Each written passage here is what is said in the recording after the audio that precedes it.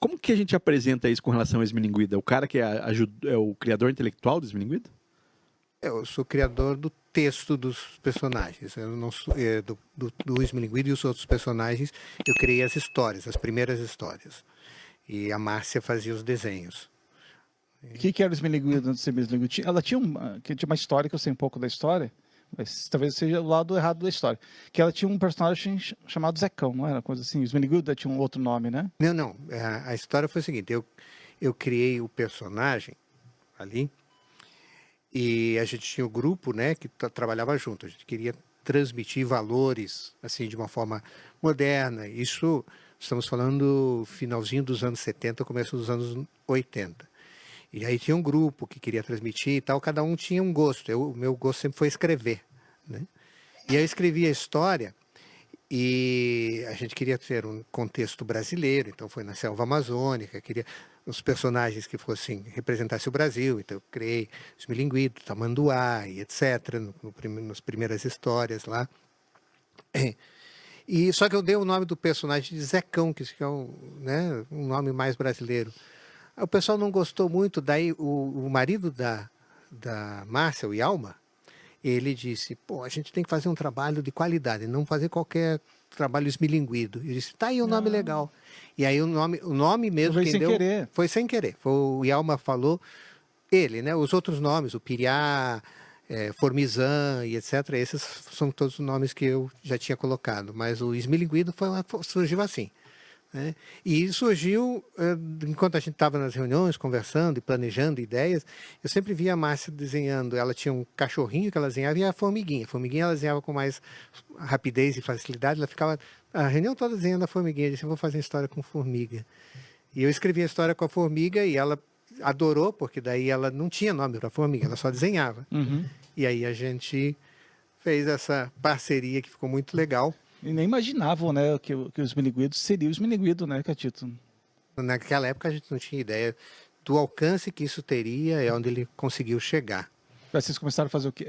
Ficou esmilinguido agora esse assunto ou não? Não. Ficou, deixa assim. Então tá. Não, é curiosidade mesmo de fã, né? Da formiga.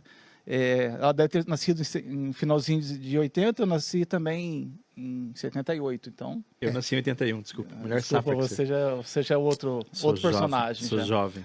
E... Pô, esqueci. Não, vocês começaram a publicar como daí? Bom, primeiro a gente fazia histórias com coisas que hoje, se eu falar aqui, as pessoas não vão saber exatamente o que é.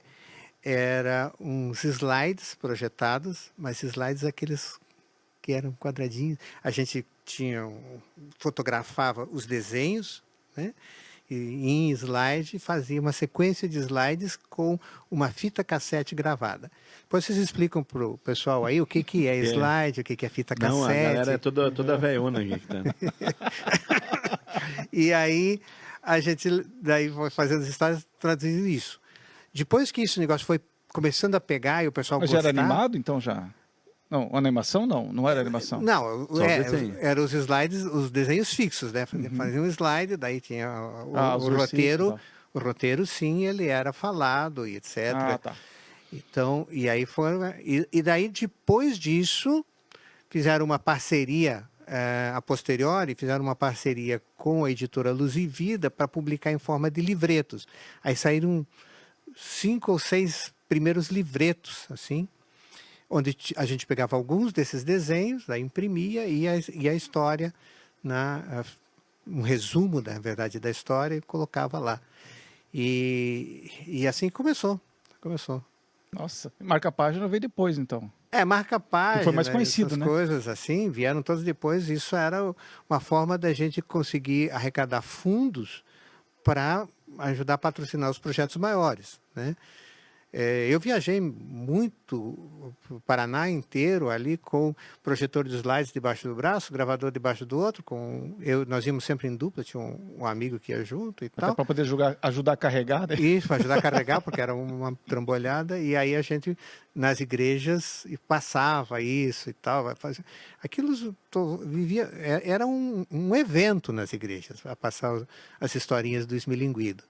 para quem trabalhava sempre com flanelógrafo, que também o pessoal não tem mínima ideia do que seja isso. Flanelógrafo, nem eu sei. Flanelógrafo era um painel com uma flanela grande, onde tinham as figurinhas com um velcro que eles colocavam ali as figurinhas com velcro para contar algumas histórias bíblicas. O negócio era horrível. Então isso aí o Esmilinguido naquela época virou um evento, né? E aí eu acabei depois me desligando do grupo um tempo mais tarde, foi aí no final dos anos 80, por aí eu me desliguei do grupo. E a Márcia, então, ela começou a assumir tanto perdão, a parte do texto quanto os desenhos. Ela levou por muito tempo. Ela adotou 100% a família, né? Foi um acordo nosso, né? Eu disse, não, Márcia, eu vou sair, aí você toca. E aí o Esmilinguido mudou, inclusive, do perfil. Ele tinha um perfil no início, para quem só lia as primeiras histórias e viu os slides, ele tinha um perfil muito mais adolescente. Depois a Márcia gostava mais de trabalhar com um perfil infantil, ela infantilizou o Esmilinguido e tornou um negócio bem mais para crianças.